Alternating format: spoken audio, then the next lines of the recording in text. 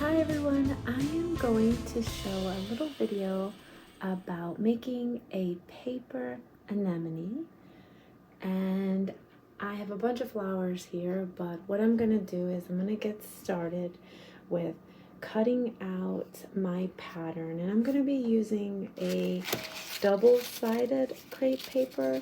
So this one is like a blush chiffon peach on the other side. So, and I have some wire. This isn't going to be the best wire. I have 24 gauge. I really wish I had the 18, but I'm gonna combine them, I think, with some floral tape. And I have my Leo Griffith paper curler that I'm going to use, and different scissors. I'm going to use these pinking shears to do the inner part of the anemone, and I do not have a black center, so I'm going to, I actually don't have black crepe paper, so I'm going to use some paint here, and I'm going to paint that. So I'm going to get started on that. So these are the inner part, so they are cotton spun paper balls, and I'm just going to paint mine black, and I'll show you right here.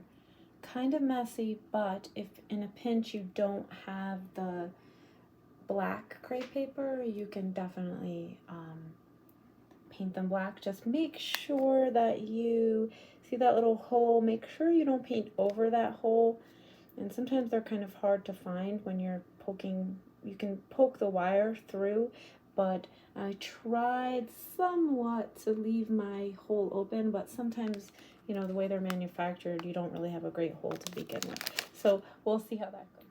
So one of the things I wanted to mention, when you get your patterns cut out, and this is going to be the first petal, the smaller of the 3 petals. So sorry.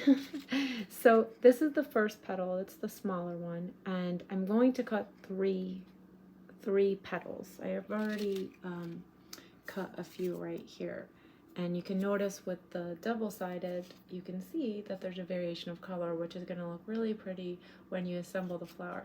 Now if you didn't have the double-sided, which I haven't before, and even on this one, it's just can't remember what color that one was, but it's just a single color. You can always use pastel and sort of vary the shade of the inner part of the flower if you wanted to. But what I wanted to show you was the most important thing is the grain of the crepe paper. And you want to have the grain going in the right direction, so when you go to, you know, stretch your crepe paper, you'll see that it will stretch appropriately. So on this, let me see if I can hold it up. If you can see, the line is going up and down, and you can feel that too. So I'm gonna go ahead and cut two petals at the same time.